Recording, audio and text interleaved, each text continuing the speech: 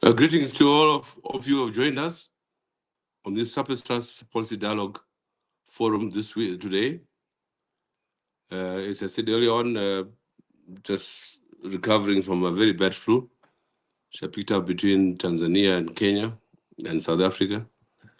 And I have some heavy medication, so you forgive me if I'm a bit incoherent. But we have a very important subject today, which is the Zimbabwe's land question compounded. Compounded, in other words, not resolved. We thought it had been resolved. It has not been resolved. With the laws which were enacted a few days ago, a week ago, it appears that the problem has become much more complex and perhaps reproduced the land question as we've known it historically. We have a team of experts, political experts, like Rusty Markham, former Member of Parliament, Farai Magu, environmentalist, and we have Graciano Mkodzongi, whom I know very well, having done a PhD on land some years ago, a brilliant PhD thesis, and supervision of Sarah Dorman, who I hope is listening, to a former student. We thought we'd bring together this team of people to debate this issue. Is it true that this is the biggest heist or theft that ever been in terms of land in Zimbabwe? A bit of background, if I may. The land question has been the backbone, the very principle upon which the struggle for independence, the struggle against colonialism was based. Now, some of us were at Lancaster in 1979, and indeed, after hardly a week of discussions at Lancaster, the conference broke down on the issue of land. And I was dispatched together with my senior, Zingam Tumbuga, to New York, while others went all over the world to lobby the international community to put pressure on Britain and the Rhodesians to give in on the key issue of land. Just to recollect, the expectation of the nationalists, as had been in the precedents such as Kenya, Zambia, and elsewhere, was that the colonial power, i.e. Britain, would buy out the white settlers and hand over the land to the government, the new government, on behalf of the people of the particular country. This was our expectation at Lancaster, 1979, but it was not to be, as I'll explain shortly. Our mission to the US, we met with Andrew Young, who was a US ambassador to the UN, and cognizant of the problem at hand, on behalf of his government, the US pledged $1 billion towards a land fund through which to buy out the white settlers in Rhodesia and effect the decolonization process thereby. And he sent a telex in front of us. And many years afterwards, about 10 years ago, Andrew Young was in Harare as my guest at Surplus Trust, and he confirmed this very position. On the same arrangement, the British were to put £1 billion. So 1 billion plus $1 billion. This was to buy out the Rhodesian settlers and hand over the land to the Zimbabwean people through their government. Well, something happened strange. I can never explain. Maybe others on this panel might be able to explain. But what happened subsequently is that the conference ended in December 1979 with an agreement that the land issue would be postponed, shelved for another 10 years to 1990, and thereafter to be discussed and a resolution concluded on the matter. Well, we came into independence in 1980. There's little no movement on land for 10 years up to 1990. 1990 came and went with no substantial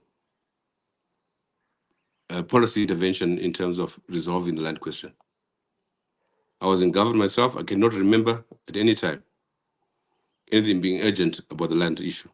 I remember soon after independence, peasants had moved on to white farms, and I remember flying with Mugabe and Kangai, who was Minister of Lands at that time.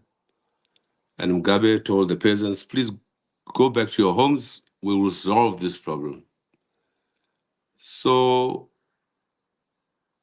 trustworthy was ZANU-PF that the peasants believed, and they went back to their homes. 1990 came, as I said earlier on, nothing happened. There's been a lot of controversy, a lot of discussion, one of them being that by Thabo Mbeki, that Mugabe and the government delayed the resolution of the land question because of concerns about the transition in South Africa. Well, I don't remember that at all. All I can say that it's fiction, in my view. What I remember very clearly is that our leadership, I remember Innocent Kala in particular, accosting me in Tanzania, who had gone for a state visit in 1980. We were seated at a table together with Bernard Shizero and others. And this is 1980 July in Tanzania, Kilimanjaro Hotel. There was nothing in the hotel. No sugar, no milk, no nothing. Tanzania was just recovering from the war against Amin. And in Shona, Chizero said to Enos Nkala, Enos, this is the socialism that Igbo and others want in Zimbabwe. And Enos Nkala hit the table and almost punched me. Mandaza, I'll kill you, he said. We don't want what you have here in Tanzania. We don't want what you have in Mozambique or Zambia. We don't want anything like that in our country, Zimbabwe. If you want that, you remain here in Tanzania or Mozambique, but we shall not have that. What I'm saying briefly is that our leadership did not believe in the resolution of land question. It can be another debate on this issue, but this is clearly my understanding. But so much so that really, for 20 years, nothing happened apart from willing buyer, willing seller, and the land conflict of 1998. And I'm here to submit that we went into the so-called fast-track land reform by accident because of the results of the referendum in 2000 and the near defeat of ZANU-PF in the elections subsequently in 2000. Without that, there would have been no movement on the land issue at all. Nonetheless, if I may elaborate a bit, we were at Surplus Trust, where we had a land expert, Samoyo, were asked to develop a paper on the manner in which retrospectively would move from fast-track land reform to a systematic policy framework that would address the land issue on both fronts, namely on the commercial front as well as the communal areas. The focus being on the communal areas. We were congested historically, and so emerged the policy frameworks which we now know as A1, on the basis of which communal farmers were given land. And the idea was 500,000 families altogether in the first phase, A1. And the second was A2. And our recommendation was that for A2, we would increase the commercial farmers from the proverbial 4,000 white farmers to 56,000 new black commercial farmers. And these would get land under mortgages through the Agricultural Finance Corporation and would apply on based on the means test, namely a capacity to manage and or capacity to pay managers, and so on and so forth, to satisfy the requirements of mortgage. And indeed, the A2 farms were advertised. But then there was political intervention. And many, if not most, of those who had applied never got a piece of land, the A2. Suffice to say that the A2 went mainly to the political elite, the ZANU PF elite, ministers, deputy ministers, permanent secretaries, army generals, and so on and so forth. They got the best of farms, of the white farms, intact with the improvements thereon, main houses, swimming pools, and so on and so forth. And then in that hierarchy, so were the A2 farms. I can't remember the figure, but Graciano may help us to remember the figure. Maybe about 4,000 of farms, A2 farms, were thus distributed across the country. And the communal farms, as I mentioned, they were decongested by simply taking the land contiguous to the former communal areas. So, where's the controversy now? The controversy is around the announcement 2 weeks ago that those who received offer letters for these A2 farms, these commercial farms,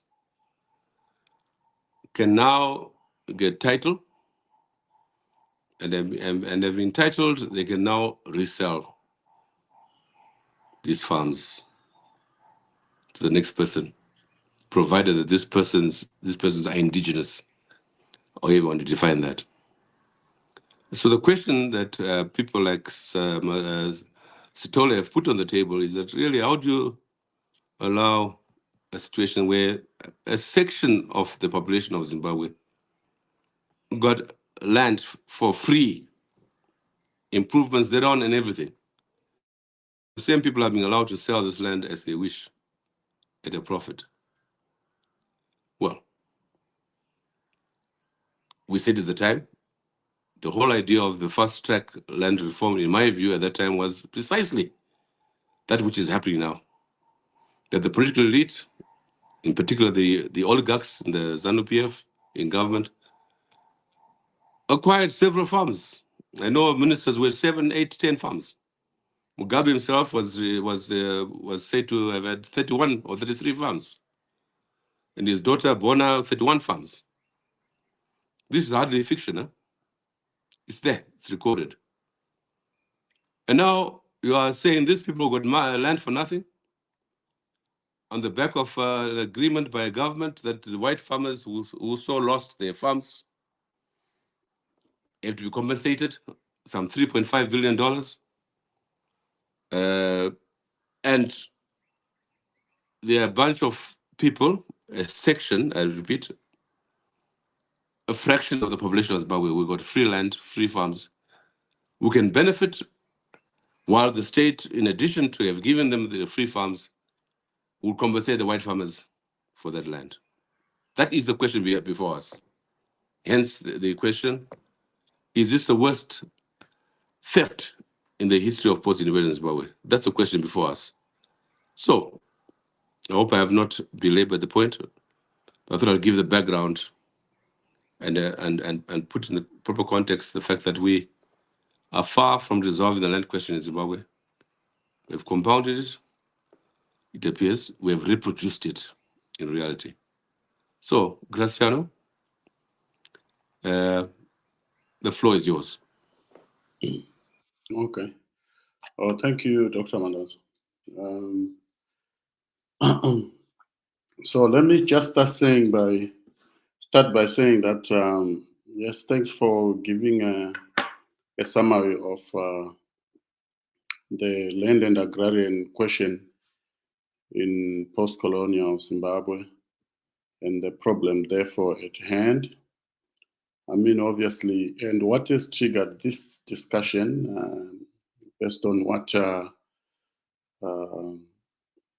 Chofamba Stole wrote, is that there seems to be a suggestion, and I want to just put a disclaimer. I haven't properly read what the government sort of policy shift is, but what I pick from what I read is that there is a suggestion that A2 and A1 farmers with offer letters, as long as they are indigenous, they could be starting to trade land amongst each other. I mean, among Zimbabweans, so-called indigenous. The indigenous category, I'm not sure what that means. Is this indigenous by color, indigenous by birth, or what? So that's, I don't know if that's very clear. I haven't personally read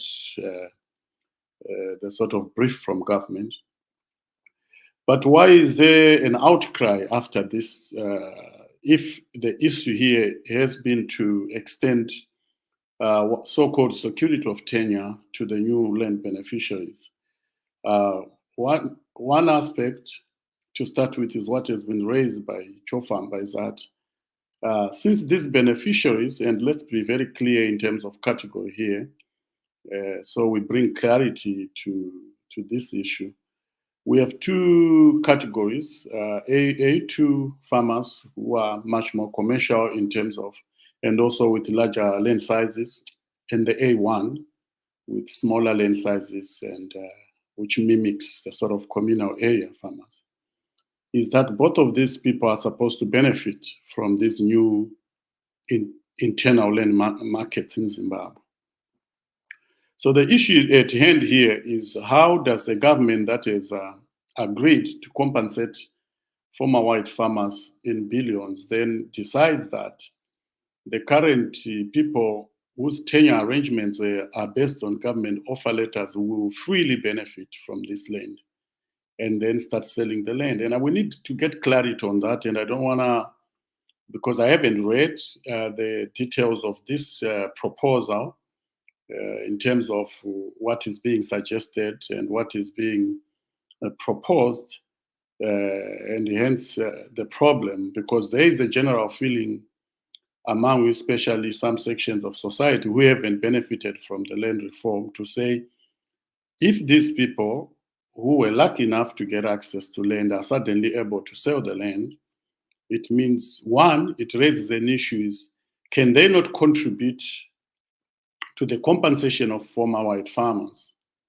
rather than the government carrying the burden of compensating former white farmers and then giving the land for free? That's at the crux of the matter, and we would have needed clarity on if these people whose tenures are going to be improved are going to contribute anything. So I'm not sure it's good to speculate if this is free land that's being claimed. I would be interested in following that up.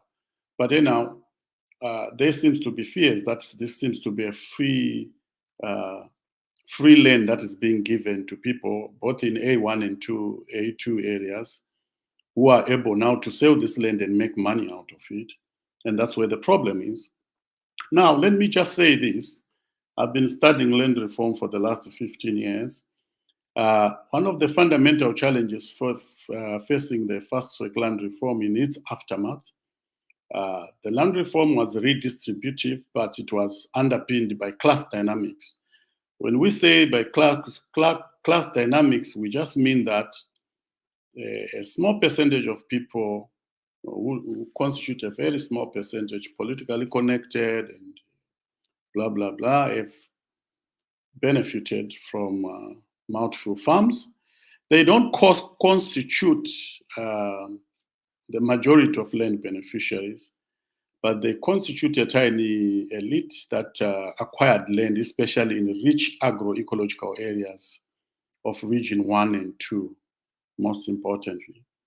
And this group, we want to clarify that within this group are people who have acquired 99-year leases, and the condition for acquiring a 99-year leases is that you pay for farm improvements, what you found on the farm, to the government. And that's a process where the idea behind this was the government was going to raise money that would be given, put in a compensation fund that was being given to former white farmers who lost their land. So the government was saying, look, if we give you an A2 farm, you have to pay for farm improvements. What you pay for goes into a fund that then compensates former white farmers. And I've done research before. I know there is a number of white farmers who have been paid out. The Minister of Lands, they have that information. So we must move away from the assumptions that completely no one has been paid.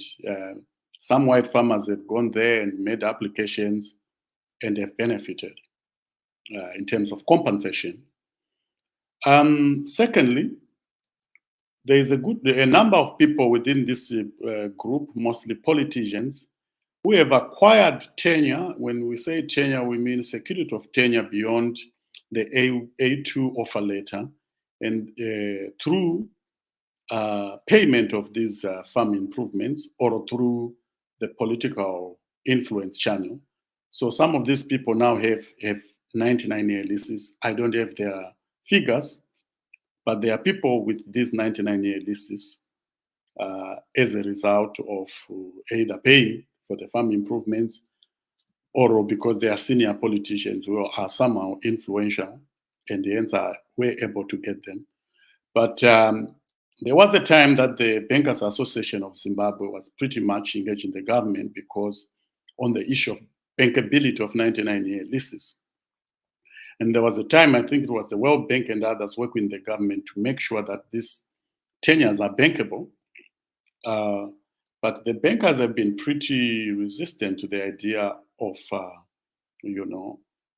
bankability of these 99-year leases because I think they kind of feel that they didn't feel that these were secure tenures, to just make it as simple as that. So there is a problem that confronted the government in terms of making sure that the A2 farmers could leverage their land to get capital in order to invest in their land.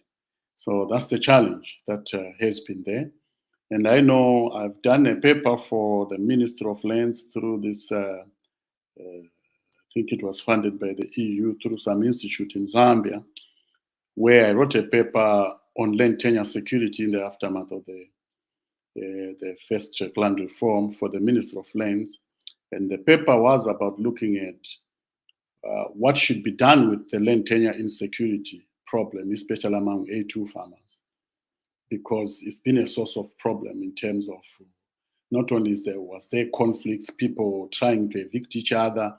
Those who are politically powerful could come and evict those who are weaker or suffer the fate of people like Jonathan and others who, when they left Zimbabwe through illegally after the sort of political transition, were threatened with losing their farms. So there was then always an issue, are these tenures secure enough?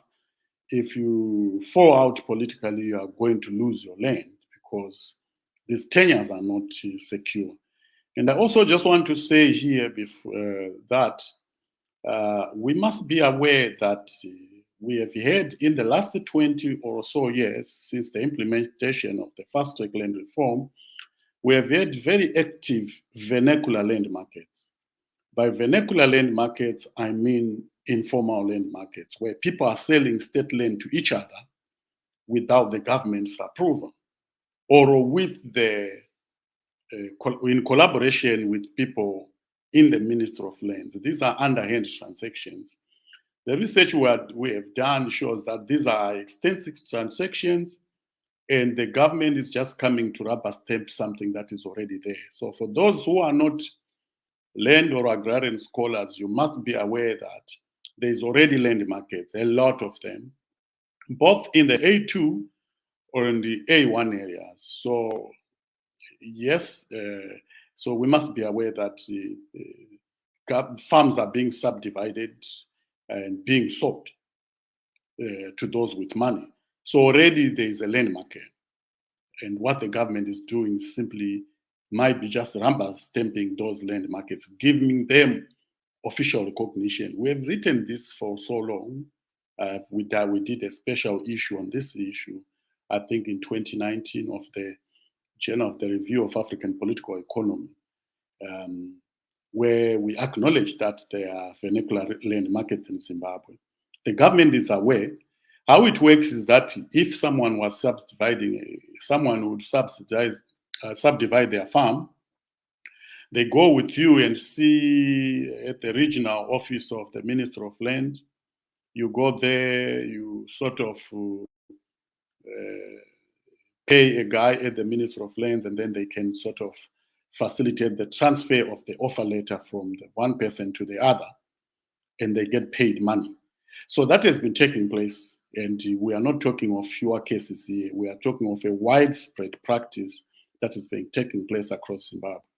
So unfortunately, for those people who are alarmed by the new policy proposals, there's nothing very new about what is going to happen. Most people have been selling land to each other anyhow and getting offer letters changed from one person to the other.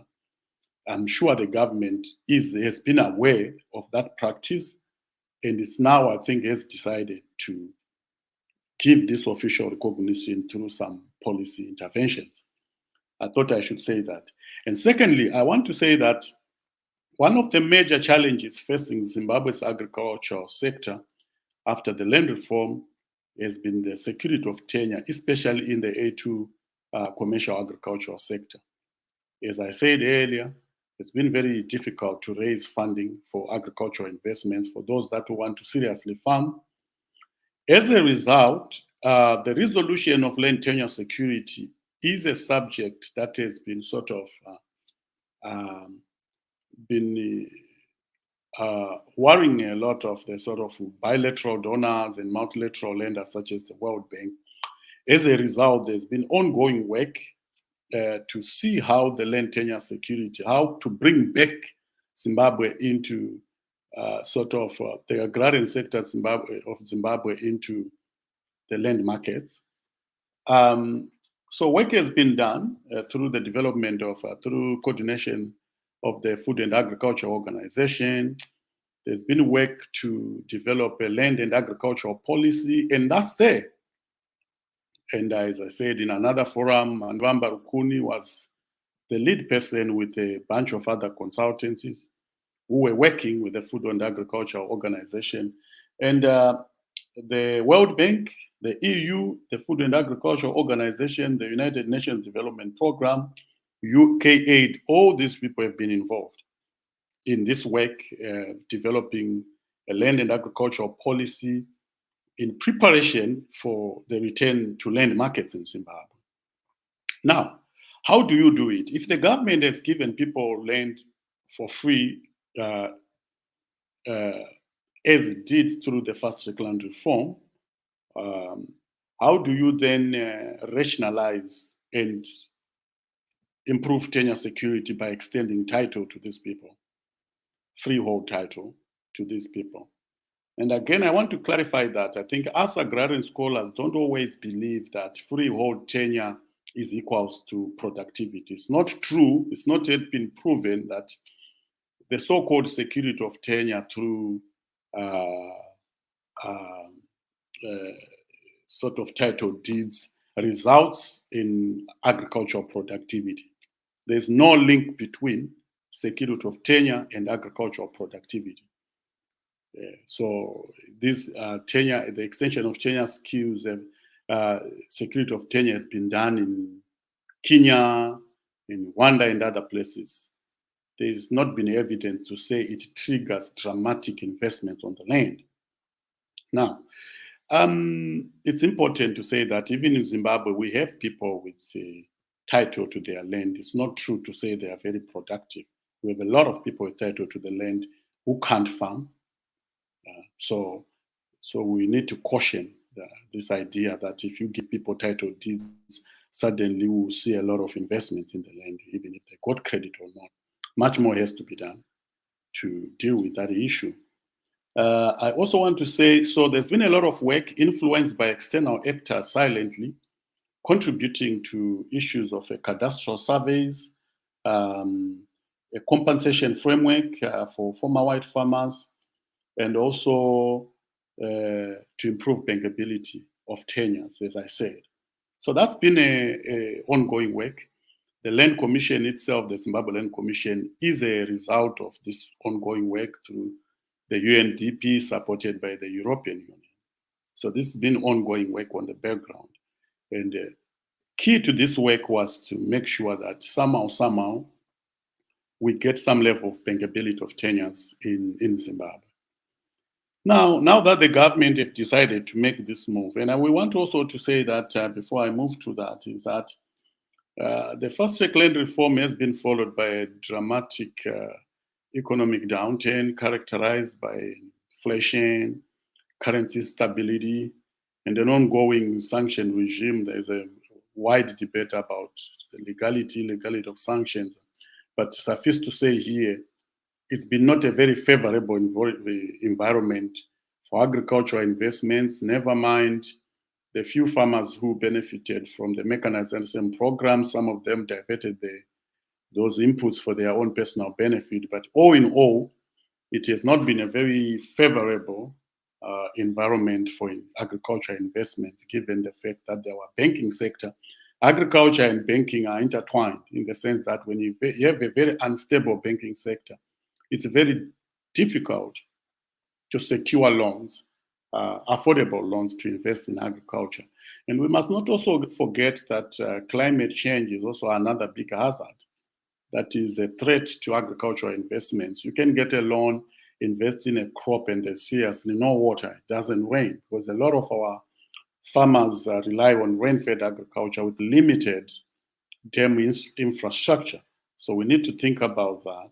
Now, going back to the main issue here, which is the government, is it good for the government to extend tenure to the newly resettled farmers? I think there is a problem, and that's where I would somehow agree with Chofamba that I think if the government had consulted, it should have to start with, came up with a framework which said those people in A2 farmers who were supposed to pay for improvements as required should have done that as a condition of getting freehold tenure.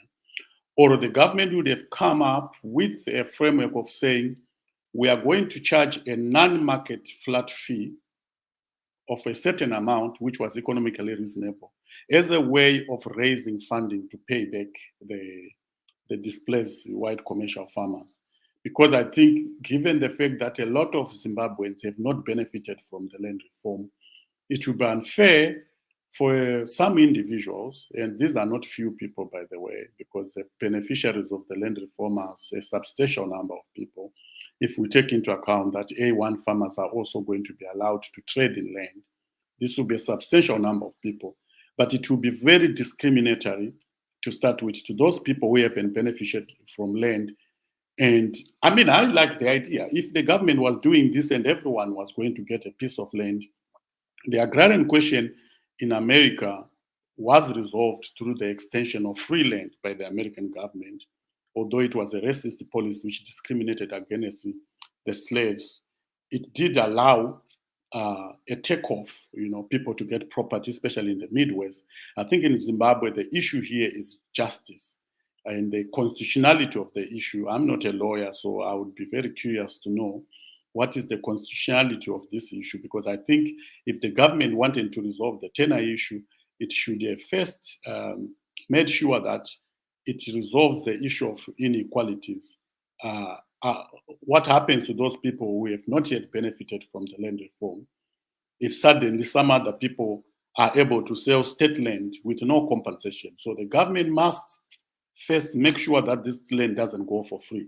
People pay for the land. It may not be at market prices, but follow the model of farm improvements that was already there, to say there's a survey, people will come and do evaluations, like the Minister of Lands has been doing these evaluations, and then they tell you what you pay in order to, if you were applying for a 99-year lease. So such a practice could be extended. An evaluation of all pieces of land, give someone an amount that they should pay to the state before they are able to get title deeds. I think that will be a much more fairer system, which allows to, it addresses the problem of tenure security by saying, look, we now have title deeds, but you have paid for the land. And it also doesn't disadvantage those people who have not yet benefited from the land reform. And on top of that, I think if the government is incentivizing a group of people who are current landowners, owners of state land, who are, utilizing state land, they must find a way of also extending some level of incentives to people who have not benefited from the land reform. Because I think it will be unjust and unfair to just give some few people land for free, while the other people who are legitimately entitled to land as Zimbabweans, they don't get nothing. I don't think it would be a fair thing to do. So the government would have jumped, they also rushed. And I don't want to comment so much on this because I haven't read the proposals, their constitutionality, or if this has become law. We don't know. Maybe this is going to be vigorously debated and a clear framework will come out. I don't know as yet. I haven't read the proposal. I don't know if they have become law. But my argument here will be, I'm generally don't believe that you generally need, there's a lot of places where 99-year leases are effective as a form of security of tenure. They encourage productivity, and there's a lot of farmers who can even farm while renting their land. So was no need to move towards these kinds of so-called superior tenure, because we don't believe that freehold title is superior tenure, or it's linked with agricultural productivity, beyond people having an interest in selling the land. So I have a feeling that now it feels as if the motivation to extend freehold title to these farmers is more a concern of people wanting to sell land rather than being agriculturally productive. If these people wanted to be productive, they could have been productive. But of course, I'm aware that the environment has been very difficult. But I think we have a problem here where people will just benefit from the land and then start selling the land without giving some money back to the state to help with its compensation, especially for the white farmers. So I think, for me, the framework should be the government should have consulted extensively and should make sure that the new arrangements benefit everyone rather than a few people who have benefited from the land reform. I think there must be a way of resolving this, but I don't see it. The current setup is not good. It raises a lot of questions. And I want to say again, I think there's been a lot of neoliberal influence in this kind of government thinking to move towards giving people title deeds. I think external actors have been working to influence this kind of thinking. And I'm not sure what is their position currently in terms of what the government is trying to do.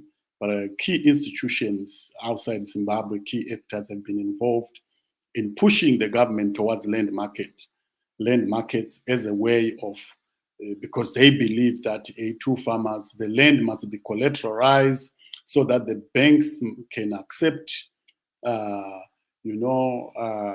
farms as a form of collateral. So there's been that push for that. But I think the government cannot extend free land to some Zimbabweans and not also address the redistribution issue, which is there's a lot of other Zimbabweans who wants to benefit from land. Why can't the government address that before rationalizing land markets? I think I'll stop there to allow other presenters to debate the issue. Thanks, Graciano, for really outlining the problematic. Just one or two questions before you move on to Rusty Markham. Yes, I think there's a lot of euphoria about this question of security, land as security for loans. Even those of us who own farms, who bought our farms in 1990, it's not automatic that if you have own land, you've title deeds, that you get a loan. That's the first. What is really at issue here? Don't you agree? Don't you agree that what is the issue here is the opportunity for profiteering? Opportunity for profiteering on the part of those who were given A2 offer letters and are now told that they have title. This is the problem. As you said earlier on yourself, I mean, even in the communal areas, I mean, the amount of land changing hands is terrible, you know. So land profiteering has become a habit, a scaring habit in the country. Now, you say you have not read the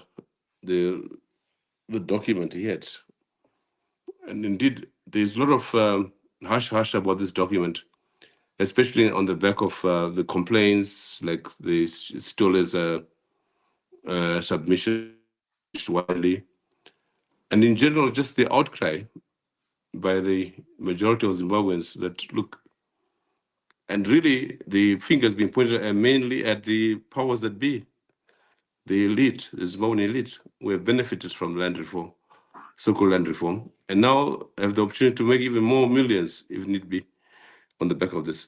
And is there any way one can stop it and encourage a reconsideration of the whole policy, as you indicated, need to discuss it further, and even put it before Parliament, before the public in the media to discuss it? It's a serious matter. But this minister guy, was I know Musquero or somebody, he was there very, very ebullient on the phone, on TV, that now this is a breakthrough on the land issue. People can sell their land. I mean, I thought it was very reckless, to be honest. How can we stop this theft, if you can call it that? I think. Thanks. I think. Look, the problem has been lack of consultation. As I'm telling you, no one knew this was going to take place until we saw a tweet that just said, look, we are going to. The government have come up with this. I think this is an issue that required extensive consultation with all stakeholders, including in Parliament and all. So I think it needs wider consultation, because I think it raises serious questions around how the government faces a huge bill, and that government, it means people must pay those billions, while some few people pockets a lot of money on the back of getting free land. I think it just sounds not good and doesn't create a good image for the government in any way. I think this is something that needs to be consulted widely to come up with a framework that addresses the land tenure security issues as it regards the A2 farmers, and make sure that at least people pay. It doesn't have to be market prices, but I think to bring justice to this, I think those with farms must also contribute to the state's obligation towards former white farmers. I think this is an issue that even required parliamentary debates and other interested stakeholders to make sure that it's exhausted. It's not something that you can just do on the back of a statutory instrument or some dramatic, unconsultative policy shift, because I think this is a huge issue that would require a lot of consultation and debates until a resolution is found. I don't think it's late for people to engage with the government or through the parliament and other forums. I think it's not a done deal yet. I think there will be more debate. I'm very curious. I've not read the proposal, and I'm not sure where they are in terms of the implementation, or if this has already become law. I don't know if it's become law, because sometimes in Zimbabwe, some of these people who are in the propaganda department always rush to say things as if they are law, and they are not. I don't know if that's the case, but I would want to think this issue requires intensive consultation with all stakeholders and most Zimbabweans who will feel that they've been left out. I know that the reason when you start land markets is that the reason vernacular land markets have taken over in Zimbabwe is that a large number of Zimbabweans want to gain access to land. And our proposals has been that those holding multiple farms must also give back that land to the state and redistribute towards those people who are not yet, who have not yet benefited from the land. I generally don't believe in Zimbabwe there's any justification to give anyone beyond 200 sort of acres of land, because no one has that capacity currently to productively farm. And I think the government should have downsized the farms, intensified the redistribution towards those with the capacity to farm, created more land for more people to benefit, before any consideration towards a universal freehold tenure regime. We must have addressed the sort of distortions in the current land ownership structure and then rationalize land tenure after that, because I think it's jumping the horse. How do we redistribute land on the back of an unequal or unjust land ownership structure? I think that will be a bank robber of some form, to allow few people who got multiple farms to end up selling that land, while the state foots a huge bill of land that needs to be compensated. I think it will be unfair and unjust, and I think it doesn't create a good impression even for the government.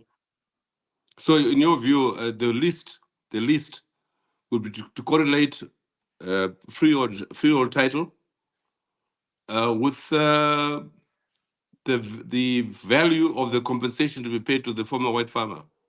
No? Yes, I think depending on the sizes of the land, you can come up with a payment framework, and already the framework is there. I've worked with people in the Ministry of Lands who were telling me that they've been doing evaluations of A2 farmers, evaluating the farm, and then coming up with a payment framework as a condition for getting 99-year leases. There's been a framework already, and that framework can be further refined to reflect the current intention of the government to extend freehold tenure. What you would do is that you don't necessarily have to say, pay these market prices for the land, but you say, we have a flat fee for the land. Depending on your farm size, you pay more. And in fact, we could, if the government did that as a way of raising money to pay the 3 billion required, that could be an excellent process, because what it does, it frees up excess land. Because suddenly, if you say to people, pay for that land if you want to get title deeds, some people will say, look, I'm going to pay for one farm, get title deeds, and give that back to the government. You have to encourage them, because when the government imposed land ceilings, by the way, I think there is also a policy of land ceilings, which says people must not go beyond those ceilings, because once you go beyond the ceiling, you pay a certain amount of money, which encourages you to give back the land to the state. So I think a framework has to be put in place, which will make people pay money to the government as a condition for freehold tenure, and money raised out of that process can then be used to contribute towards the compensation of white farmers. I think that could be a much more just and reasonable arrangement, because you would resolve the tenure security issue, and secondly, you would pay compensation. Yes, no, thanks, Graziano. I'll come back to you. But thank you very much for the brilliant outline, and I think you have covered almost every issue around this subject. What we need now is elaboration thereof. So, Rusty, Malcolm, can I bring you in now to make your presentation and also to attend to some of the questions and issues raised by Graziano, in particular, the subject of compensation. Rusty? Rusty?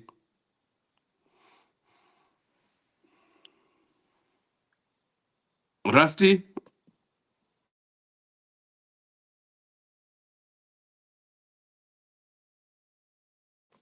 David, is Rusty there? Yes, he is. I've had a demonstration. What's happening? Rusty, are you going to bed? Rusty? Rusty?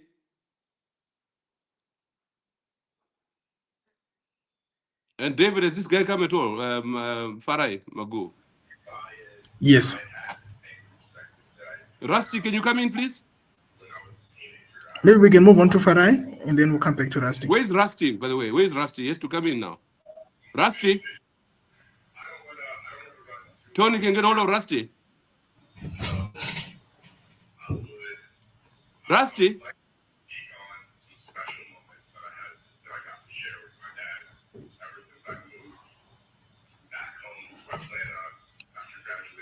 Farai? Come in, Farai. Okay. In the meantime, Tony, can you get hold of Rusty, please, and find out what's happening? He's left us or not? Come in, Farai. Okay. Thank you, Doc. Thank you for organizing such a very important topical issue. I will have a few remarks regarding the decision that the government has announced regarding the issue of land. I completely agree with Dr. Mkodzongi that there are some class issues regarding the manner in which the Zimbabwe land has been handled. But above all things, I find a leadership deficiency right from the time of Robert Mugabe coming to the time of President Emerson Mnangagwa. The whole issue has been politicized in such a way that the generality of the Zimbabwean people have been excluded from the land issue. And by so doing, they have made land a subject of a permanent revolution in Zimbabwe, where even within ZANU-PF itself, that permanence of the land revolution is manifesting itself. That even after November 2017, I think Gracian has already talked about it, some of the former ministers who lost their positions in government either lost their farms or had those farms cut into half or something like that, or they had to negotiate with those in power that, please, can you ensure that I keep my farm? And I'm well informed about that. So power is very temporary, though sometimes people feel that they will be in power forever. After this current government is out, you are still going to see those who will come after them taking the farms which they own right now. I must add that a number of farms have also been acquired after November 2017. So some of the people that are in authority right now have increased the number of farms which they had under Robert Mugabe. Now they've got even double that number of farms. And we are all aware, or somebody knows about these things. So it clearly shows that the issue of land in Zimbabwe is far from being resolved. If anything, is getting worse. But sometimes it takes a very big mistake, for some corrective measures to start to be taken into consideration. So the current issue that we are talking about, I think it's a very big error which the government has made. Hence the ongoing debate that is it ethical, this position where a group of cabinet ministers who are beneficiaries of the land reform meet as cabinet ostensibly on behalf of the whole nation and use that privilege of power to make a decision that benefited them and the class which they represent. And this class, I'm also talking about, if you go to parliament, because the Constitution allows us that if we feel aggrieved, we can approach Parliament and say, we feel that our rights have been violated as citizens. But when you go to Parliament, you are going to see members of Parliament, starting from the Speaker himself. He is a beneficiary of the land reform program, and he will most likely make a decision that will benefit him. The members of Parliament that you are going to appeal to, they are beneficiaries of this decision, which allows them to sell those farms. Even if you say, let me approach the courts, our judges are part of the ruling elite. They are going to support the decision of cabinet. So you've got a class that has emerged out of land. And that's what Chofamba's story is talking about, that this class that we are talking about benefited from the presidential farm inputs. They benefited from command agriculture. They benefited from the farm mechanization scheme. And among them, billions of dollars have been squandered. I'm not even talking about the equipment which they found on these farms and they sold. I know of a former provincial governor in Manicaland who acquired a farm which had 25 boreholes. And each borehole had the equipment installations. Part of those installations, there was what they call a valve. I don't really know, I've never seen it. And the farmer who had been evicted from that farm was now based in Zambia. He reached out to this provincial governor and said, I need these valves. Can you sell them to me? She called a plumber. That's the man who informed me about this, and said, I want you to remove 24 of the 25 valves I want to sell to that farmer in Zambia. I know of a farm, Kondozi farm, which they striped all the assets. I know the former Vice President Joseph Msika tried his best to save that farm, but no one listened. They striped it of all the assets. And after striping the assets, that's when they began to come up with these schemes to loot from the public. And then they sit again as parliament and decide that there's going to be a debt assumption bill. And they vote among themselves, and the people are left out. This is why I agree with Gracian when he says there was need for consultation with the people, because the people have been left out of all these things. It's about elite empowerment. Then the other thing I also wanted to highlight is that there's even those who, the A1 farmers who have been, who were resettled first, some of them were dispossessed of their farms by the ruling elites. I know of people who got into these farms when the Jambaja started, and when these Mashef discovered that this is a good farm, they would go and persuade them that, no, leave this farm, we are going to find another farm for you, and they moved them away. And then now, I work very much on the mining sector. And some of the areas we are operating in, you have got resettled farmers and war veterans. And the government is also bringing the Chinese to come and mine on those farms or in areas adjacent to those farms. And when these people try to reach out to us and say, can you come and help us here? They are told that we are going to remove you. You need to shut up. And this is a nationwide problem.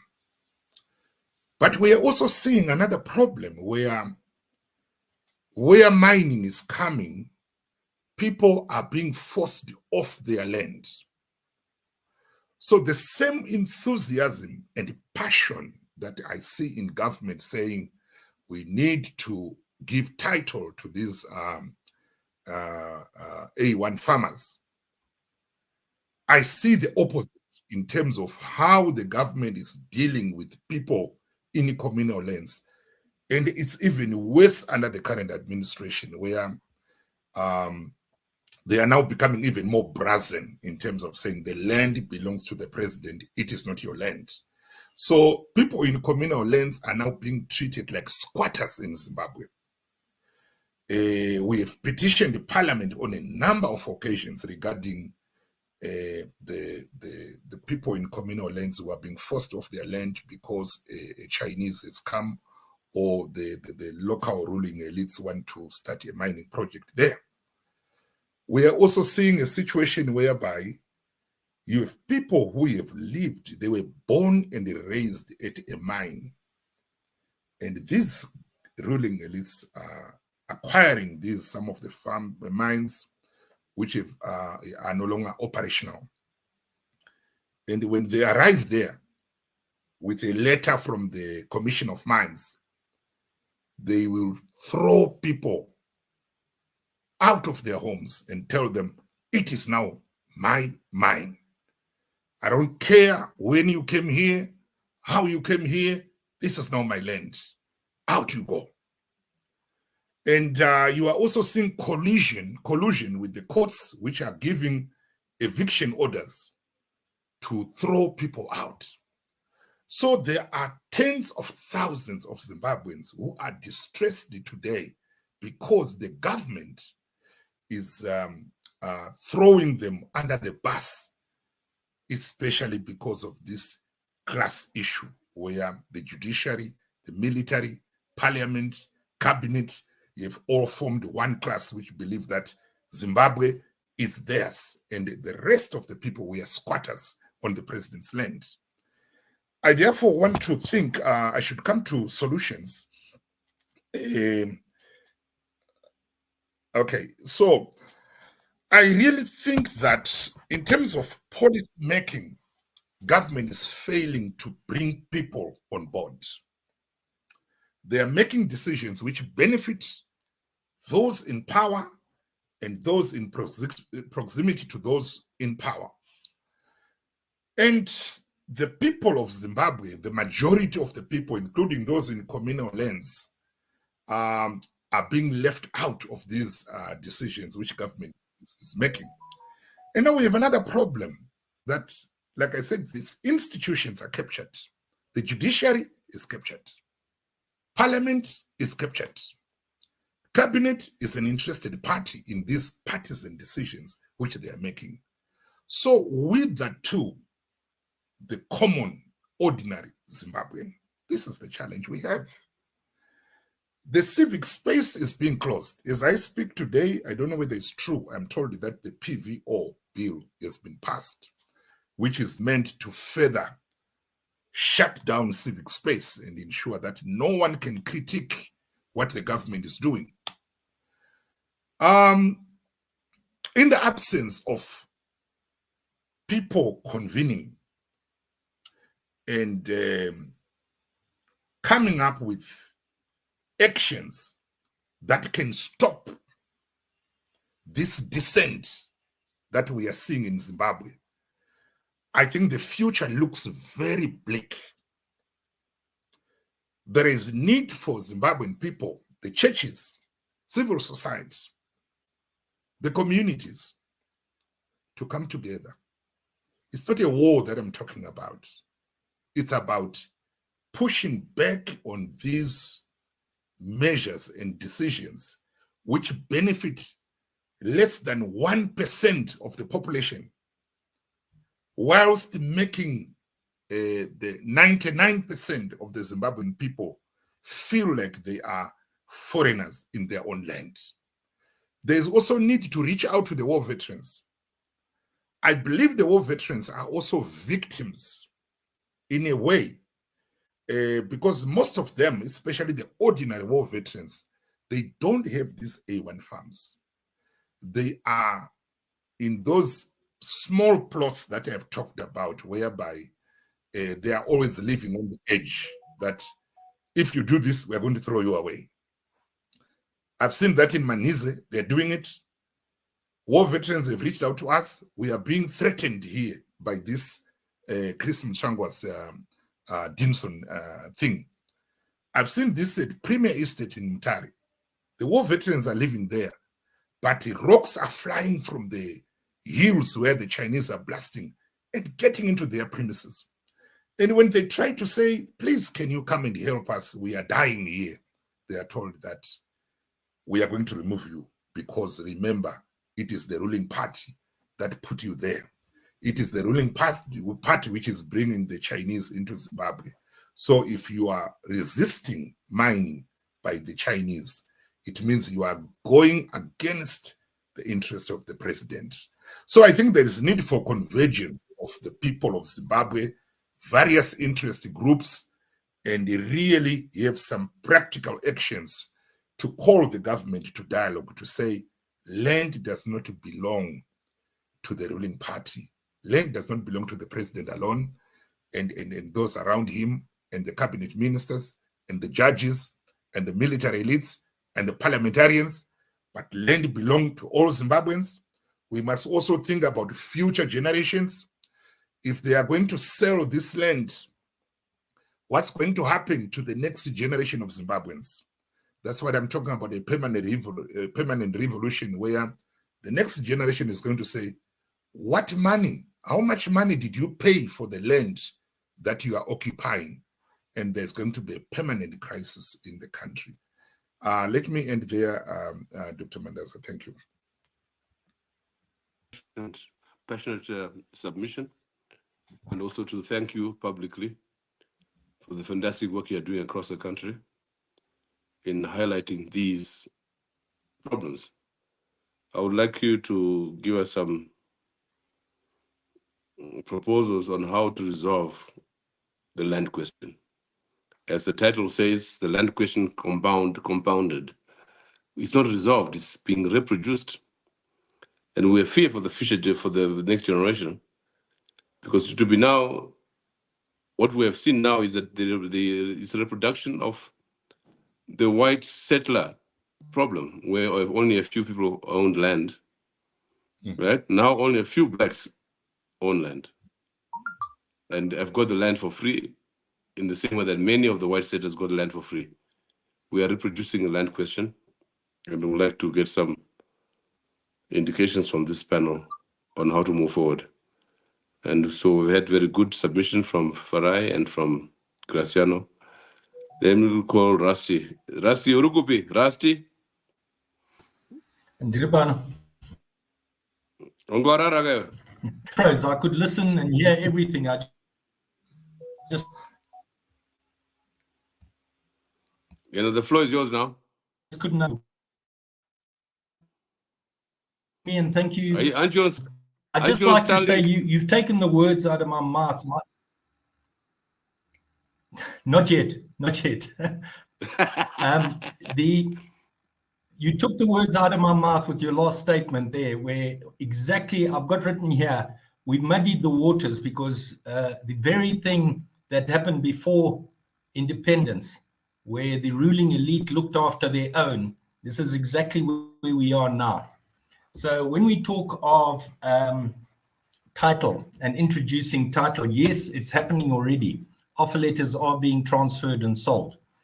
My issue is very simple, is that what are we achieving, and are we just muddying the waters further?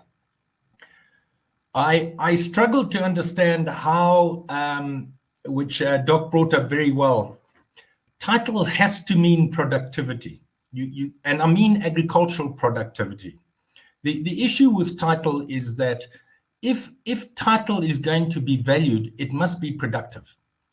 And otherwise, we will get nowhere. The production will not go up, and it'll all end up in the wrong hands. So if we look at the fast track land reform, the issue there is all the A2s, virtually all the A2s went to the political elite who still had their jobs in town and farmed from a cell phone. We hear the stories. And so the issue there is, unless you're on the ground, you suddenly don't become productive. And the second thing is, so as a result of that, you start introducing, as Farai said, in Parliament, etc., you own the farms, you make the decisions.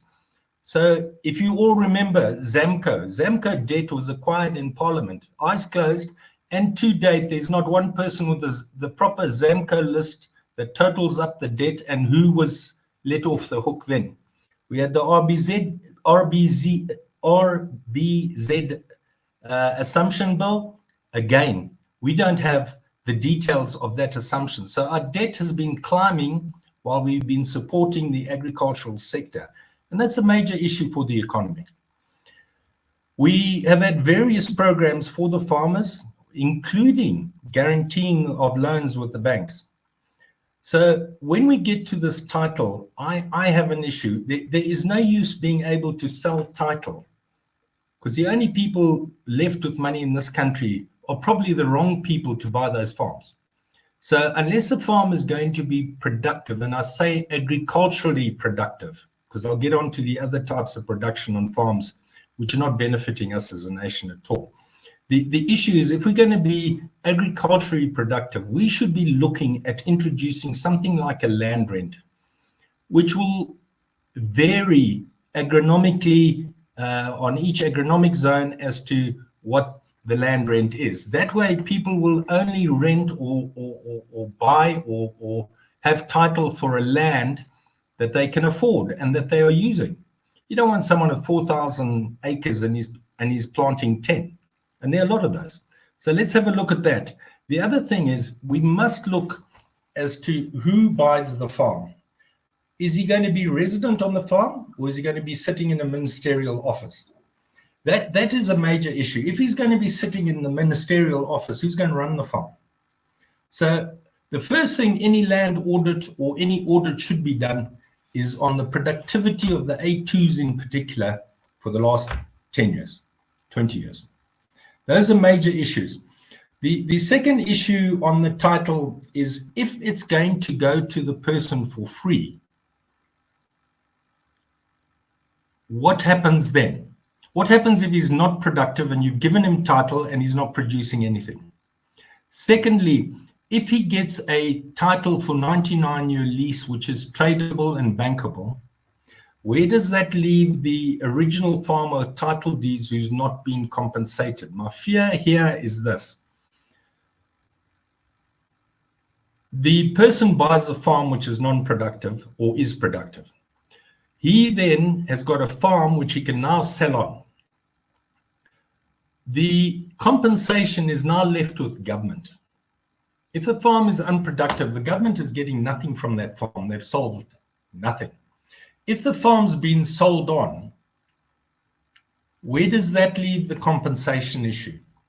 Then when we get to the banks now have a dilemma. They have the title deed that has been issued a 99-year lease, yet the original title deed problem has not been solved. Now, I also want to highlight here very clearly, and I have to say it like this. I asked in Parliament why 427 black, I had to say black indigenous farmers, because indigenous is not properly defined anyway. Why were they kicked off their farms? And the answer is very simple, it's political. I was corrected by the Minister of Agriculture, said it wasn't 427, it was 650. Now my question is, if we want to empower the indigenous, and the indigenous people, in my view, is a citizen of Zimbabwe. If we want to empower the indigenous, why did we take 650 off their farm? So if we're talking of security of tenure, how do you secure tenure if that happened? How do you secure the tenure for the future if government can come and kick you off your farm like that? Only because of your political beliefs. We then go into a lot of the agriculture relies on getting vertically integrated processing on the farm, and it requires quite a lot of direct foreign investment.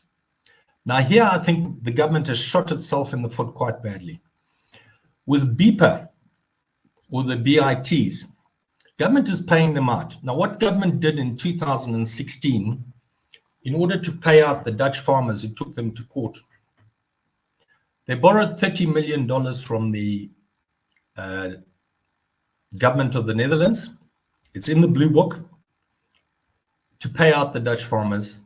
So they paid them out. Phase 2 is underway now. That's the 20 million that's been set aside for the 94 farmers that they talked about initially. Those are all BIPA or BI. Most of those guys are from the Netherlands. It must be clear here that the embassy of the Netherlands has been by far the most organized with their BIPA in domesticating all the BIPAs, etc., etc. There's a smattering of the Swiss, the Germans, what was the old Yugoslavs, and Denmark in the new 94 farmers. But that 20 million that is being paid to them is in the budget. But the explanations never come to the parliament. The knock-on effect is that 20 million runs for 4 years. So the ceiling is 20 million per year for 4 years until everyone's paid out. So that now is going to come onto our already burgeoning national debt. So we can see agriculture is starting to build up the debts other than what we see on the ground. My last point I just want to point out on the debt assumption is in 2015 to 2018, the budget overrun for those 4 years, which was never condoned with Parliament, was $9.6 billion. Of that $9.6 billion, $5.4 billion was Ministry of Agriculture. They were about 55% of the overrun for those 4 years. And that was at the peak of supporting the land reform program. Be that all as it may, what I don't see here is a policy coming out for the title and for the sustainability of title in the future. So I look at the reasons for how government have done it, and Farai and Doc actually covered it quite well. When you get a government that does not consult with the stakeholders, not stakeholders so you can tick the box, I mean stakeholders, and that includes everybody. When you have decisions made without parliamentary approval or even parliamentary knowledge, when you have a judiciary that has benefited from the very land reform that they have to judge, we have issues here. And you can see it because everything stems from cabinet. I think Doc said there that he hasn't quite read the policy that government gave on this new title. Well, I don't think anyone has, because it was discussed in cabinet only, and that's where the statement came from. No one knows the nitty-gritties. I see there it says that land can only be transferred from to indigenous people. There's no declaration what indigenous is. Does that leave me as a second-class citizen? But the issue goes further than that. Why do cabinet decide without consultation with all the people? Because they are the benefactors of that. And I have 3 points I'd like to bring to attention on why I believe this is happening like it is. And the issue is this. Agriculture has become very inefficient in this country, and it's also become very difficult. I'll give you an example. ZESA, water, the rundown infrastructure of farms over 20 years has been very little maintenance on A2 farms. So as a result, it's becoming more and more expensive to farm. But one of the biggest killers, which people don't understand, is this export retention. So any farmer who's exporting here is losing the retention when the income comes back. Don't forget, with the farmer, he's got two major problems. Most of his inputs are US dollars. He only gets paid at the end of the year. He's the first to suffer when there's a transport problem, because he's the only person who pays for inputs onto the farm and product off the farm. He pays for all that. So it's not easy for the farmers. So the new farmers came, they had title, and after 3 or 4 years, a lot of them hocked up the urban properties. And now this is becoming more and more of a strain to them.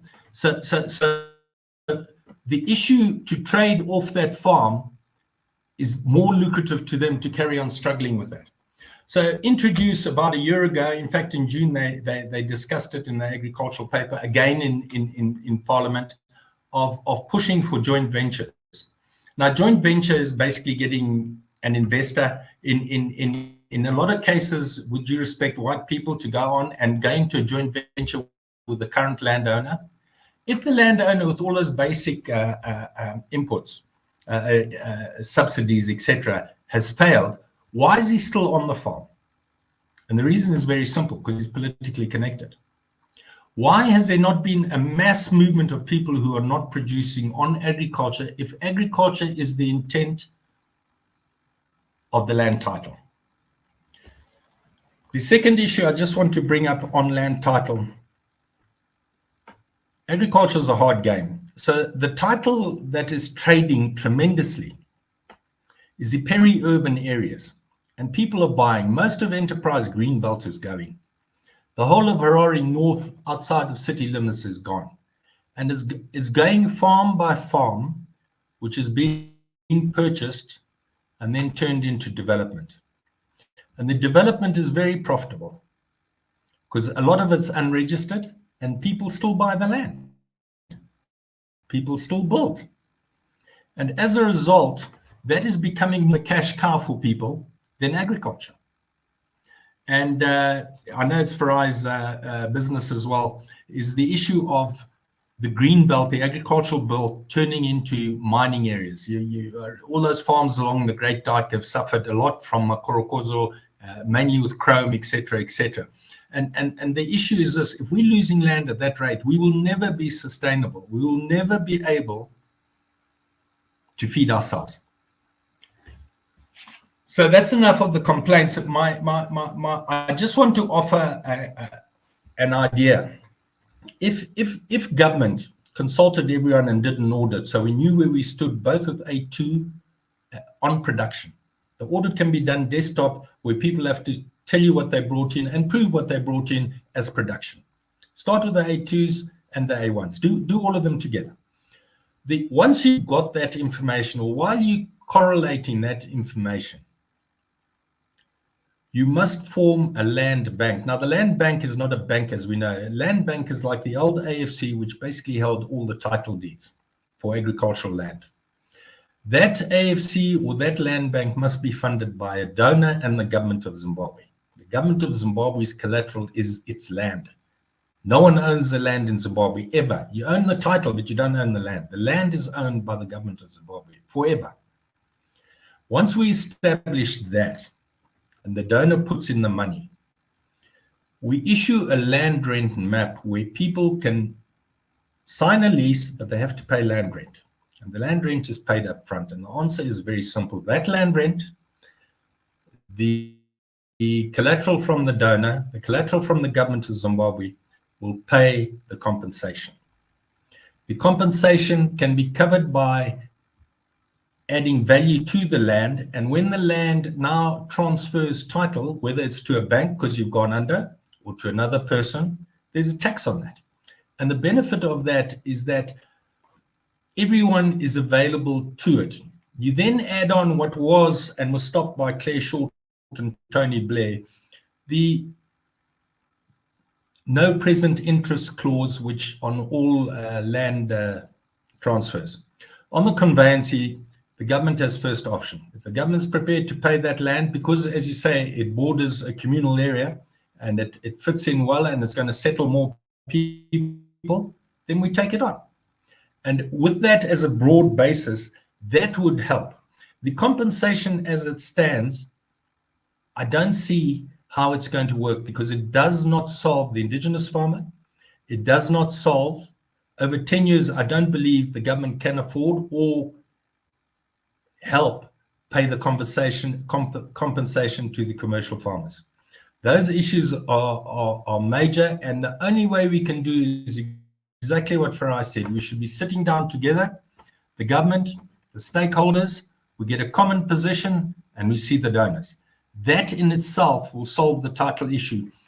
The trouble with the title deeds, the trouble with the offer that the government, or the paper the government have put out, is giving land that can be sold to the same people as you gave the land to originally, to the wrong people, and I have a major issue with that. Now, the last, I draw a similarity with the government forming Mutapa. When they formed Mutapa, the first we knew about is when we got a statement out of it. It wasn't run through Parliament. It's basically taken over all state enterprises. My concern with the state enterprises is that they will go into private partnerships with oligarchs and foreigners. They will end up with the assets, and we'll be left with the debt. To give you an example, if we take NRZ, NRZ's asset value and land value is astronomical, but it's not working. So you're now going to a PPP with that. You leave the debt with us and you take all the assets into the PPP.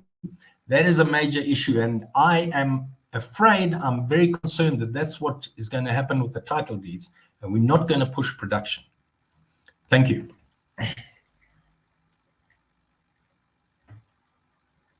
Issues which maybe you're going to assist us.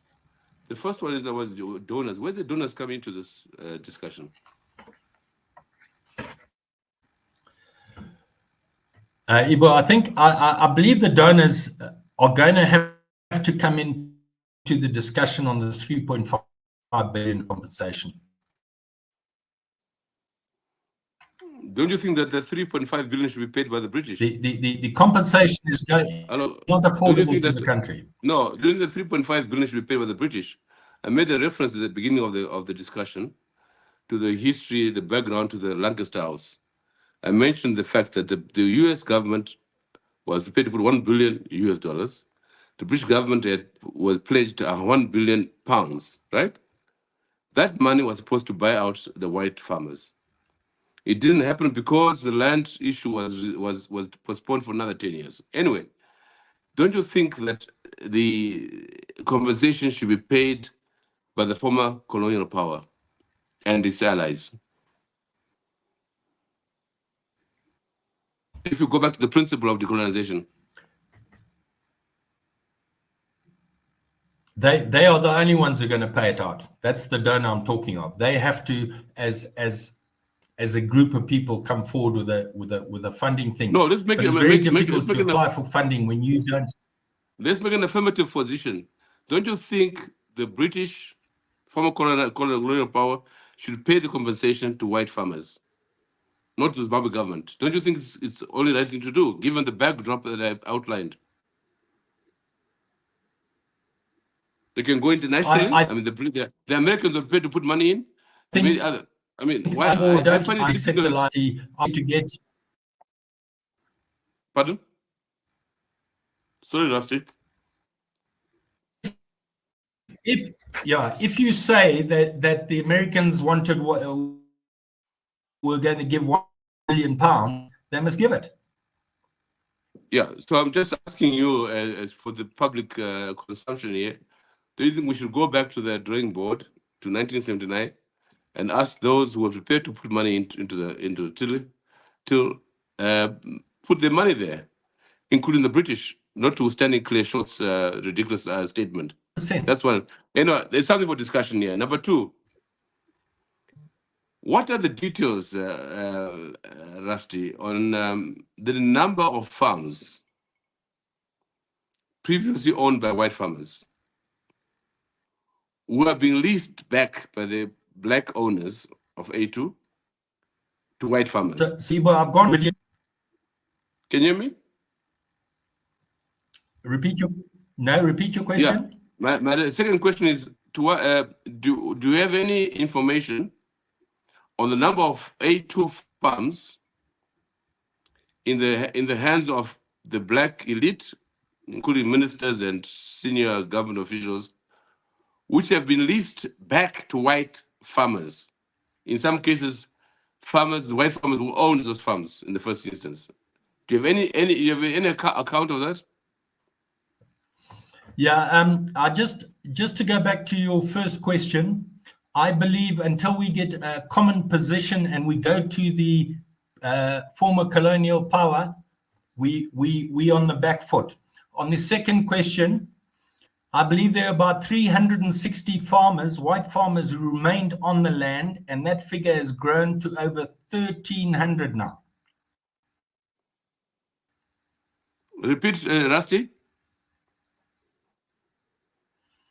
Originally, about 360, yeah. Originally, 360 yes. Remained on the land.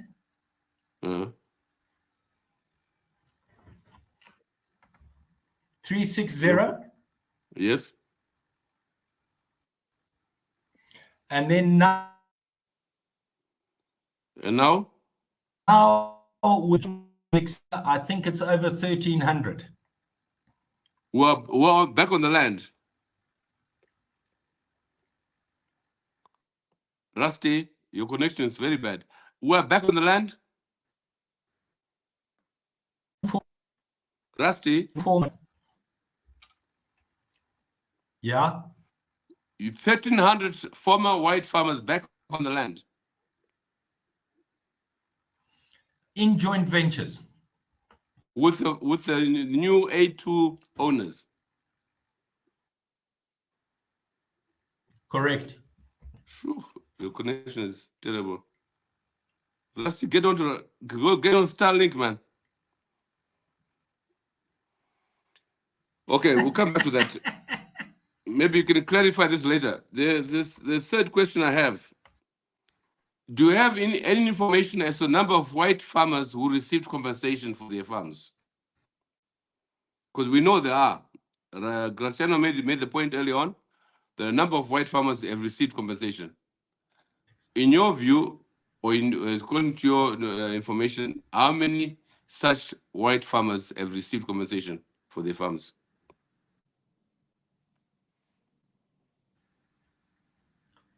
The only farmers that have received compensation are there was a group of farmers, I can't tell you the figure, let's call it 100, and then there are a lot of unknown farmers who went into private deals, normally with government ministers, etc., who sold the farm quietly. Elaborate, please. Elaborate on that. Well, at the peak of the land reform, if a minister came and offered you 10% of the value of your development, or it was going to be taken anyway, a lot of older farmers, the more vulnerable, took it. Yeah, but what's your information? You have a lot of information, Rusty. How many such incidents? I can't tell you how many incidents, but I know at least 3. Okay. The last question for you. I'm sorry to worry you, Rusty.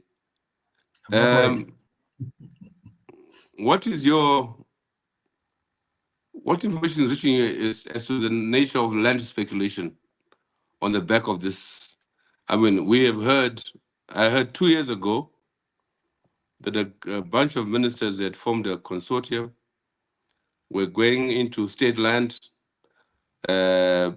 converting state land into private developments for houses and so on, including what I'm told, the new city. What is your information? You're well informed, Rusty. Come on, come out. Tell us. Well, the new city yourself, you've named that. That's not 2 years old. That's 4 to 6 years old. And the people overseeing and running that had the ear of, because it's in a very delicate spot, Zimbabwe, Mazoe South, and Harare. And it's very interesting that the development there and the roads, etc., are just happening. What interests me is what Farai said, is that Parliament Parliament are more in the dark than you and I and the people in sitting around the table here. Parliament are not fed any of this, and all this should be approved by Parliament before it actually happens. However, when land is involved, and periphery and peri-urban land, it's high value stuff. Yeah, but just Rusty, to give you the peri-urban land for about 5 kilometers from Sunway City all the way to airport is gone.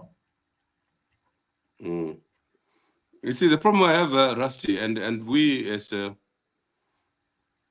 forum depend very heavily on information.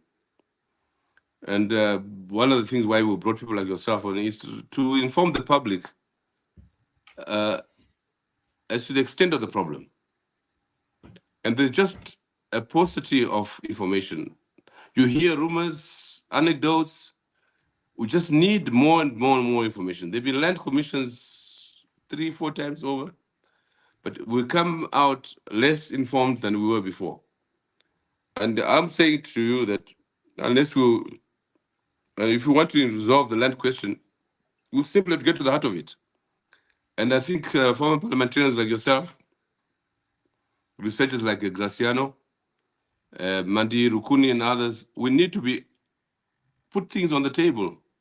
So we know, I mean, the question I've raised with you, for example, the risk back by white farmers, the number of white farmers who receive compensation, the extent of the land speculation, all these should be put on the table, you know? Because the level of connivance or collusion in many areas between the state and some former white farmers is incredible. It's incredible. The issue is very simple. The numbers are very difficult to get hold of because the farmer and the state will not talk about it. However, when you look at there is a database. There is a database held here by Valcon, and that database pertains to all land title, of which government has. The access to that database is very limited. Okay. However, the peri-urban development is totally undocumented right around Arrears and other towns. Yeah. It's scary. I mean, you take the airport. All those farms around the airport are developed now. Yeah. And it goes on and on. Anyway, Rusty, I gave you enough trouble. Tony, Rila, you want to come in before we... I'm not seeing any... David, I'm not seeing any chats today. What's happening? David. Okay, look.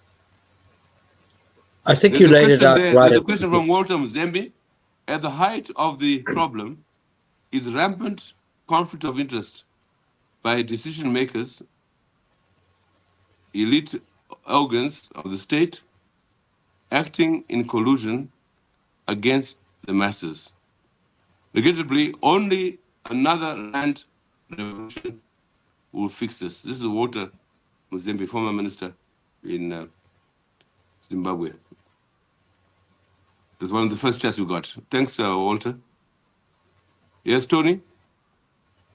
Yeah, not addressing the chat, but I mean, you raised at the beginning that this issue of land is more than 44 years old. It goes back 60 years, this whole crunchy issue.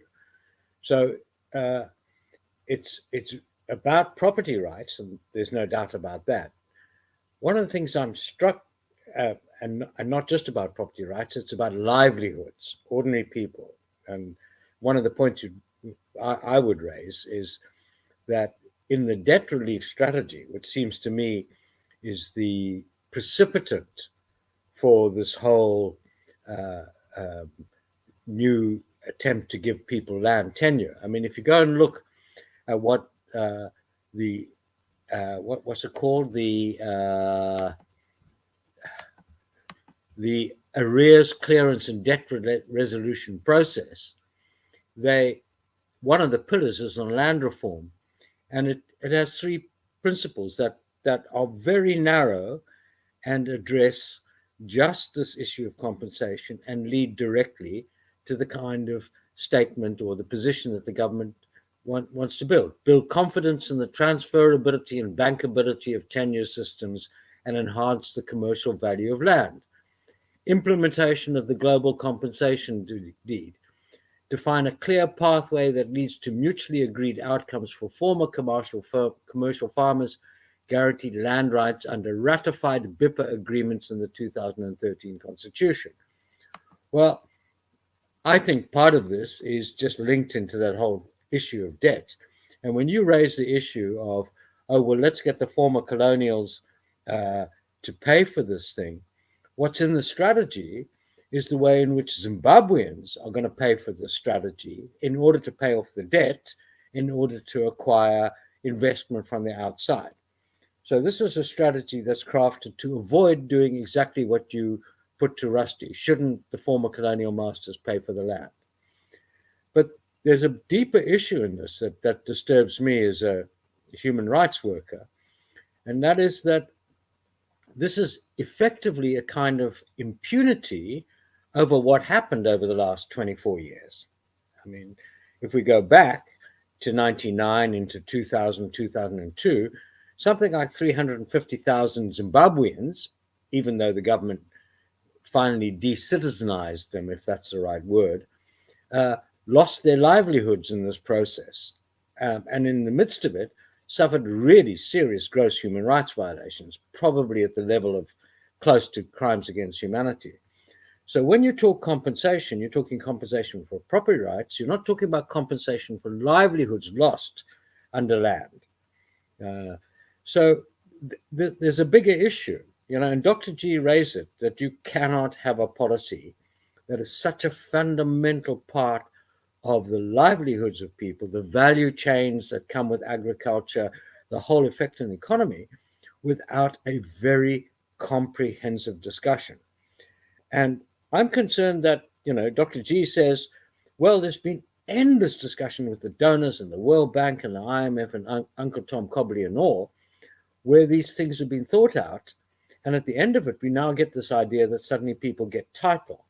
Now, is this consonant with this whole strategy, that the only thing that matters in the end is that we will secure title and property, and that will make the donors happy, and we'll all pay for the debt? I mean, there's a big mess in here that requires only one way forward. And fundamentally, you know, as we've said on this platform endlessly, you can't go forward unless you have major political reform.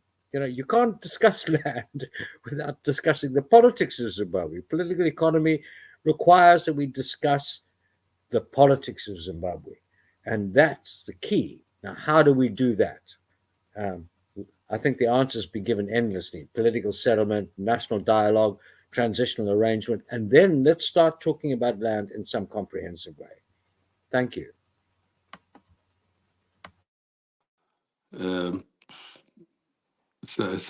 Intervention. No, last 10 minutes or less. I'm going to ask my my panels to respond. There's another question. There's a conversation issue is being pushed on taxpayer, obviously. Some government agreed and signed that Zim owes former white settlers. So ultimately, we are all paying for elite who hoarded the farms. There's two questions there. Anyway, we did say at the beginning we'd like some recommendations which must be put on paper. Our team will do that, and we'll convey to the right places. We're still waiting for the last fortnight's recommendations. Shimugano and Tinashe have not yet done. Our position on this platform is that we do conclude wherever possible with solid and concrete recommendations, policy recommendations. So here we go. I'll begin from Rusty? Tony, I've said you're a bit rusty. What are your recommendations on the way forward? My recommendations, the critical one, is that we should avoid looking at title as a right without production. We've got to get back to agricultural production, and the way to do that is to audit what is produced off every farm every year, and that audit must then have parameters of production to lease that farm. And I believe we've got to put in a land rent, even if it's nominal, so that when idle land sits there, it's going to cost the person money. But Rusty, how do you impose those kind of conditions on someone who's given title? I have title to my house, I have title to my farm. Why would I want someone to tell me how I should produce on my farm? How do you do that legally? No, well, land rent is in Malawi. You pay land rent on per acre. It's like your rates you pay in City of Harare, but your land rent would be punitive here for idle land. You would have to change issues and put it through Parliament, but it's doable, and it must be done. It must be done because land is a finite resource. I'll be interested to see how you can put that into practice. Anyway, when you put it on paper, Rusty, I'd like to look at that.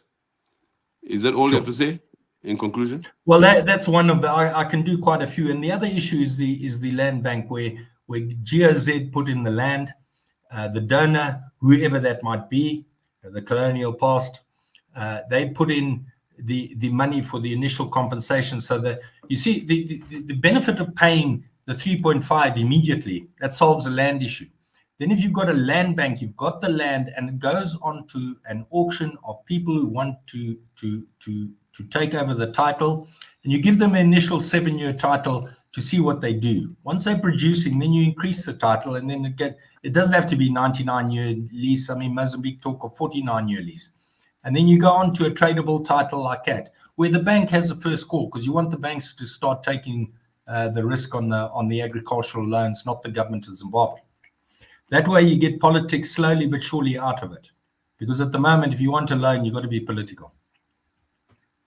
Rusty, what of my suggestion, my proposal, my recommendation, that the former colonial power of Britain and its allies go back to 1979 and put their money where their mouths are.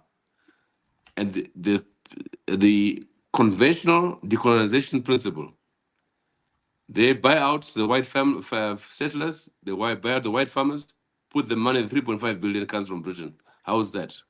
Can you push for that? Yeah, 100%. I agree with that. Except for one thing, I don't agree with the quantum. I think it's too low. Not necessarily for the farmers. I just mean for the bank, and I'll tell you why. In 1923, Southern Rhodesian government, for the title of Southern Rhodesia when it became a colony, they paid £3 million for the mining rights of the country, and they paid £2 million for the land of the country. But after independence, 82% of title deeds have changed hands since independence. 82% of title deeds have changed hands since independence. So the colonial past is not there, except for there is an issue government to government that we have to sort out. And us as farmers must support the government of Zimbabwe and get that money. Okay. Interesting point. So Zimbabwe was sold for £5 million. Anyway, let me go to Farai. Farai. Samanyika, where are you? We've lost Farai. We've lost Farai. Farai is gone. Farai is gone. Okay. Our main presenter, Dr. Mkozongi, your parting words, your parting recommendations, including my recommendation that we get the Britain and its allies to pay for that compensation to the white farmers. Okay, thanks. On that one, I think it used to be possible. My understanding was that the Americans dangled a carrot in order to influence some kind of signing off of the PFs to sign out to the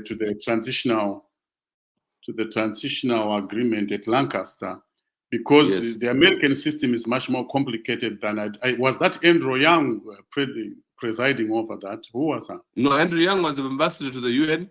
He was acting on behalf of his government. Obviously, it consulted his government, exactly, or rather, the government, the U.S. government, like other governments in the But what we picked actually was that it was a diplomatic tactic to say to the PF, sign into this party.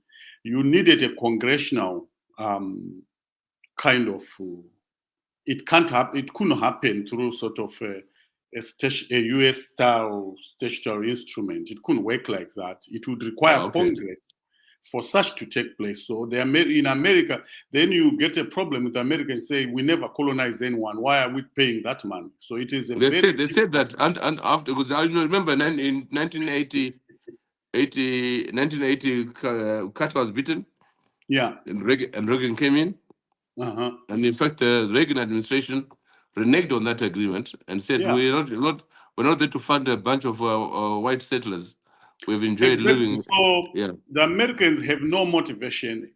Look, they've played a role in saying we want the white farmers in Zimbabwe to be compensated, but they've not gone back to your suggestion of saying they were part and parcel of negotiations for Zimbabwe's transition. I think the person who carries the entire burden here, if we were to talk about colonial responsibilities, will be the British government, which is kind of broke. I don't think they have the capacity, but I would say in Kenya they paid because we are forgetting. In Zambia they paid. In Zambia they paid. Yeah. So there's a precedent. It's a colonial responsibility. Yeah. So there's in the beginning. In the beginning, that was the whole idea in 1979.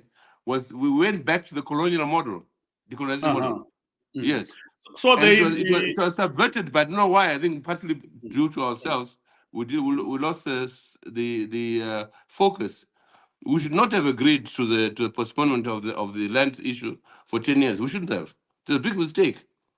Yeah, there was a precedence there that some settlement will have been paid by the British. In Kenya they did, so there was a precedence for that. I don't know why you guys. Maybe because you were also desperate to want to assume power in the post-Rhodesia. There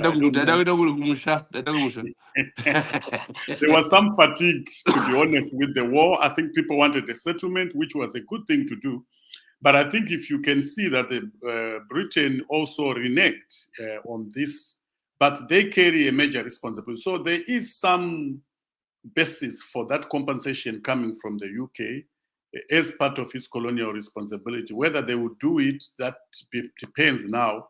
If the Zimbabwe, in the context of a neoliberal political climate we are all in, I don't see it working. There could be a possibility if there was a political will from the Zimbabwean government for those engagements to take place.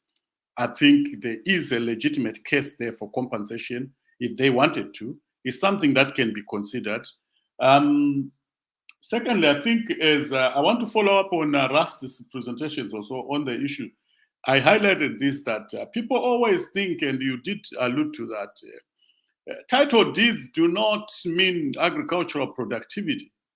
People assume that, and I think some donors have a problem because they always regard freehold as a signifier for agricultural productivity. Very false. I think in a lot of jurisdictions, including in the UK, people rent farms and become productive. You don't have to own the land in order to be productive. But for some weird reasons, the donors in Zimbabwe have been very obsessed with this idea of freehold title. And at the same time, not forgetting that even if you give people freehold title, those farmers might not be productive because, and also, it's not true to say if you get freehold title, you simply walk into the bank manager gives you a hug and a cup of coffee, and they say, oh, there is your loan. No, it's not going to work like that. You know you have a freehold farm. You will struggle. And also, one thing I want to highlight is that, so that's an issue to highlight, which is If we have 1,300 white farmers, some of whom, and a good number of them, are actually renting out of their land, there is evidence to say they are producing on rented farms within the current tenure regime. So that tells you something. That tells you that people who want to farm can farm under current tenure arrangements and be productive. Hence, the huge uptake in joint venture arrangements, which I actually think is a very good model. By the way, if the government fully supported that arrangement, it could be a model of bringing back production and utilizing underutilized land. Because what we see is that these joint ventures are promoting productivity, they are bringing in investments in otherwise derelict farms. And it's a trajectory that could have been promoted to say, look, those who have the money, there is a clear joint venture policy arrangement that allows for those investments to take place, and so forth. Graciano, except for two things. Important thing. One is a serious indictment on both the land reform, so-called, and on us as Africans. Because I'm told Mashona Central, where up to 500 hectares are being leased by former white farmers, including land which was owned by, which Mugabe and his family took, right, in Mazoe area. So, in fact, the area from Mazoe to Bindura, most of those farms, all of which were taken over by our guys, are now being leased by not only the white former white farmers, but also by the major food chain, what do you call it? INSCO. INSCO now are the biggest landowners in Zimbabwe. They own the food chain. They own all the major food outlets that you can think of.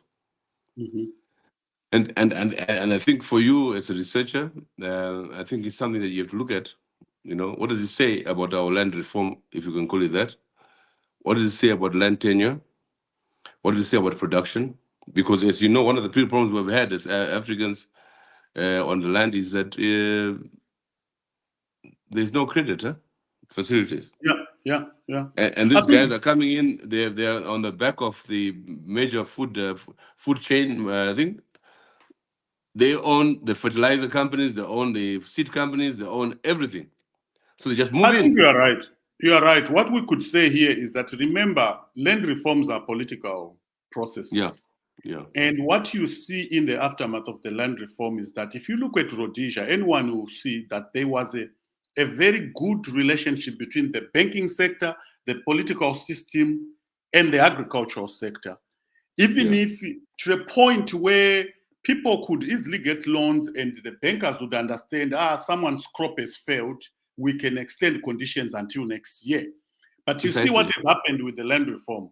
The new black farmers, apart from their problems of inefficiency and other issues, they have had to work with a very violent banking sector, which is anti-agriculture, in the sense that this banking sector has not been very supportive. And I've been to meetings where the Bankers Association of Zimbabwe has been refusing, have been engaged and saying we can't extend any loans if we don't have freehold title. You see, so when the agriculture sector must work hand in glove with the financial system in the place. But in the absence of a viable banking sector, we could blame the new farmers. Some of them, I think there are genuinely other farmers who actually wanted to farm within this group. I don't know how many, because we cannot just assume that all of them don't want to farm. There are genuine people who wanted to farm but could not get any loan. And so it's been a problem because you've got farmers, some of them we have mortgaged. I know people have mortgaged their houses in order to invest in agriculture and lost their houses sometimes. Yes, many of them. So we are saying if a person is mortgaging their house in order to farm, it shows there is a will to farm. You know, what the government would have done, it would have to work and create a conducive financing arrangement that allows those people through, after vetting them, to put in place a financial infrastructure that allows for productivity. And that hasn't happened. So it is an issue that we must not dismiss everyone and say, they just benefited from the land reform. They don't want to farm. I think there's a good number of people who genuinely want to farm, but have not gotten the sort of financial support needed to do that. We also have a new people, some coming from the diaspora, very excited about agriculture and wanting to reset in Zimbabwe. That group has faced two problems. They've not been able to gain access to land. They have their own money. And a good number of them are leasing farms. People forget that we also have black diasporians who have come back in Zimbabwe and are farming through leaseholds. And I think that's a group that could be targeted for land redistribution. They have the capacity to farm, they have the zeal, some of them have good business skills, and they want to farm productively as business people. It's a group that has capital that can be invested, but the government has not come up with a deliberate policy of supporting those diasporians.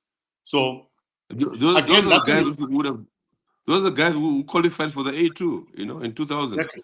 But now, you'll be surprised to hear that I was in South Africa recently. There are about over 400 Zimbabweans who own farms in South Africa, including some people that you know personally. There's a good guy in the UK, Mwamaka Fresh, whatever, the guy growing corn in the UK, has run a successful enterprise now, is supplying fresh meals across the UK. He started by renting farms in the UK, and I still think he's still renting. That's a Zimbabwean guy. So Zimbabweans have been innovative and renting farms. I know that in America, there are Zimbabweans who are also renting farms in America and growing in the US. So that's a group of Zimbabweans, a lot of them who wants to come back home and be farmers, and we need to take those into account. So there is a lot of potential in the agricultural sector. So when we talk about joint ventures and investors coming back, we tend to have this sort of overly focus on white farmers, but we also have black Zimbabweans who are coming back, who are also farming on rented land, and who are in some form of joint ventures. So that's a group that we can also look at, and a model that we look at. But I think the donors have been obsessed with this idea that once we have freehold title, it solves Zimbabwe's problem, which is completely not true, because leasehold tenures are working in many places across the world. People are leasing land and growing all types of things. Yeah. You don't have to own the land. You can make our own conclusions, Graciano, about those donors of yours.